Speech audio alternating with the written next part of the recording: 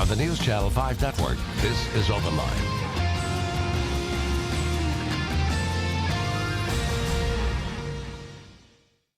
Hello, everyone. Welcome to Open Line on Wednesday night. I am Ben Hall. Happy to have you with us. We are talking tonight about a very important metro department, one that has been in the news a lot, one that is certainly playing a major role in our city. We will delve into the Metro Sports Authority. Happy to have with us the Executive Director of the Sports Authority, Toby Compton. Thank you. Great to be here. Thank you for being here. I know you were here not long ago talking about the opening of the Sounds Ballpark. Yeah. But we want to get into just the budget and just what the Sports Authority does as a whole. So let's say you wanted to just tell somebody, you know, in a sentence or a paragraph or so, what does the Metro Sports Authority do? Well, what we are, Ben, is the landlords and kind of the maintainers of the professional sports properties in town. You know, the Metro Parks Department does a great job with youth sports and amateur sports. We really concentrate more on the professional sports stuff. So LP Field, Bridgestone Arena, now First Tennessee Park, obviously, and then the Ford Ice Center, the exciting project out in Antioch that was open last fall. So those are our four primary responsibilities that we kind of oversee and what we kind of work on. And why an authority? I mean, we've had first Wednesday of the month, we have different departments from Metro that come on here and talk about their budgets, everything. Why an authority as opposed to a department? There's little distinguishing features between the two, frankly. For people who are really into public administration, we're an agency that's created at the state level. So the state legislature says, okay, Nashville, Tennessee, you're a large city, you're the capital city, you're venturing into pro sports. We will create this authority, which gives us a little more autonomy than a normal department. And we're administered at the local level, so you know I'm attached to Metro government. But this autonomy, what it lets us do is we're able to bond projects and finance projects outside of the scope of Metro government. So if the project makes sense and we could take it to a bank, you know, we can make it look good on paper and it works, then we can bond that money. And so that it gives us a little more latitude outside of just the general government. Well, that would be. And then the board, do you have a board? We have a 13-person board that's appointed by the mayor. So they serve for pretty long terms. We have 6-year terms on our board. Our current chairman is J.D. Elliott, and J.D. is a longtime Nashvilleian, very involved. And what's interesting about our board, one feature about our board that's a little different is we have a geographic diversity that really doesn't exist with a lot of boards. So we have one member per Senate district, and then we have one member per school board district. So this really gives a really nice representation all around town. So, you know, there's different people. You know, the cool thing about our facilities is everybody uses them, not just Nashvilleians, but people from the whole region. But this kind of gives us a nice diversity, so people aren't really clustered into kind of one area of town or one interest. You get a whole variety of folks who kind of serve on that board level. And when you talk about the whole region, that is so true. Is there, one of the things I hear is, okay, the whole region benefits from our sports, from the Titans. People from Williamson County, they come and see the Titans, but they're not responsible for paying for the stadium or the upkeep of the stadium. Is there some way to disperse the costs of all of these things that you oversee on a more regional sort of level? Well, actually, that's a really good question. And we didn't talk about that beforehand, but that's a really good question. So about, I don't know, probably 7 years ago, we actually instituted user fees. So at the arena and at LP Field both, if you buy a concert ticket, a hockey ticket, a football ticket, you actually pay a small fee that goes into a fund. And that fund is what makes the improvements for the facility. So at the arena, for example, if you go see one of the mini concerts down there, if you see one of the hockey games down there, a small amount of your ticket price goes into a fund that goes into building features like the Lexus Lounge, or when we recently renovated the back of the arena, the new entrance that faces the Music City Center. So we actually are able to capture some of that money that comes in from folks out of town, and then also limits the amount of money that has to be put into the budget from, you know, say the general operating fund or other such things. Well, that is good to know. Now with the LP Field, with the Titans Stadium, they just recently had the new TV screens put up there, the new monitors. Was that paid for out of that, or is that also with some money? Well, that was a little larger project that was really considered before we instituted that fee.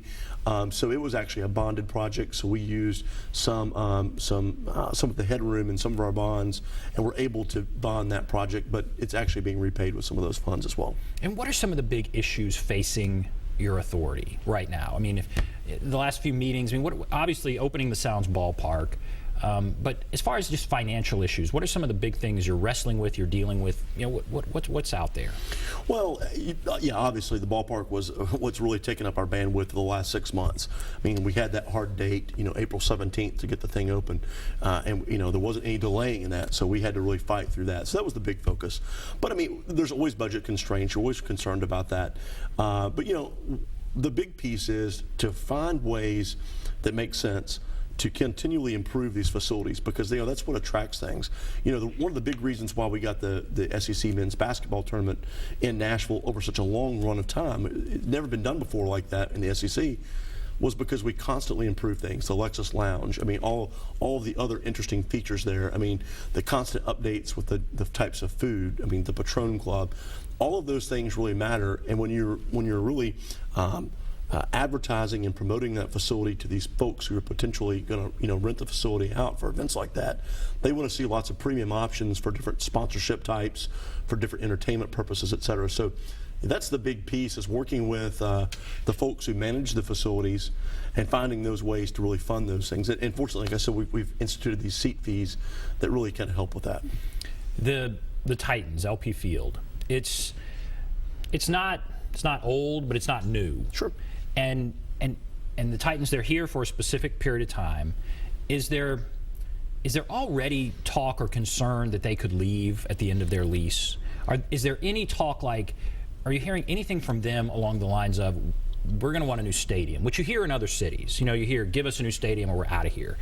Is there anything like that? Well, we have a long time left on that lease, and no, that conversation hasn't happened. That's not something that's not a kettle that's bubbling on the back burner or anything right now.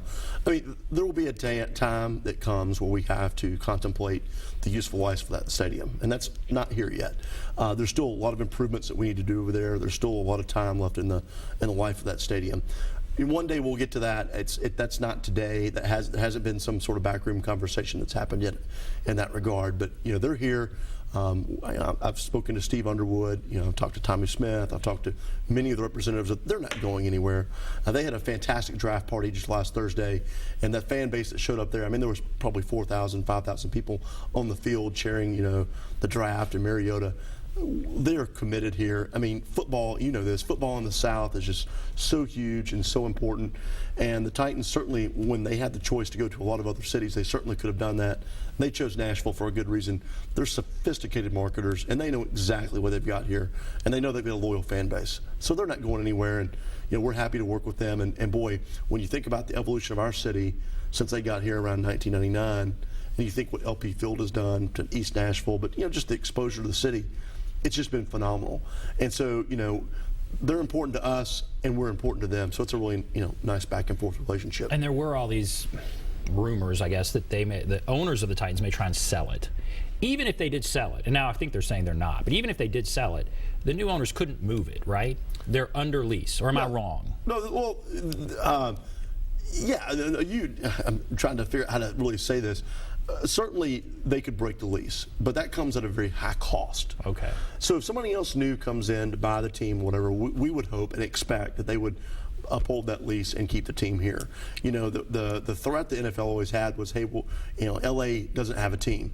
Well, now you've got two prospective teams who are looking at moving out there. So that's really kind of off the table. We've got such a good product here. I just don't see that happening. And I think any kind of relationship that would exist like that in terms of a possible sale, I got to think that they would stick with Nashville. I mean, we're the it city. There's so many positive things that are going in our direction right now, and certainly pro sports and the sports environment here is really positive. And so I just can't imagine someone wanting to uproot our team, and we would fight back. Well, yes. And then what is the vision? I mean, all right, so we have pro football or NFL football. We have top level hockey, Major League Hockey or whatever. What's the next thing? There's obviously pro basketball in Memphis. We just have this new AAA baseball stadium. But what do you think the next step is as far as major league level sports? Well, or are we going to sit where we are for a bit? Well, I would say we'll sit. That's a good way to say it. We're going to sit where we are for a bit because we're one of the smallest cities in the United States with two major league teams. And so when you think about introducing a third team to the mix, which would be, it'd be fun. Well, there's a lot of sports fans here that would support an NBA team, a Major League Soccer team, Major League Baseball team. A lot of interest in that. We hear about that from time to time. The thing we have to worry about is, could you sell the seats? Could you fund the stadium? And we certainly don't want to also cannibalize our team's sponsorships against one another. So there's a lot of considerations that go into adding additional teams. I think there's a lot more opportunity for us to attract these events like the Women's Final Four, more NCAA basketball tournament events. I mean, there's so many other kind of things that are out there where we have the ability as a city to tap into that market and bring folks here who maybe they've not been to Nashville, or maybe they've heard good things about Nashville. And that's a way for us to advertise ourselves as a sports city versus going out and building another new facility. Right, going after these big events. Yeah, these instead of a new team. These mega events, they're so economically advantageous to our city. It fills our hotels. During the SEC men's basketball tournament, they sold so much beer on Broadway. I mean, they literally drank Broadway dry. And that's tax dollars that go directly into putting another police officer on the streets, putting a teacher in the classroom, et cetera. And so that's really important for folks to remember, is that there's a big, sports are fun, yes, but there's a real reason to do these things and really a reason to be a sports town. All right, we have to take a break. If you're on the line, Jay, Philip, others, hold on. If you want to call, there's the number, 615-737-PLUS, 615-737-7587. We'll take a break. Be back right after this.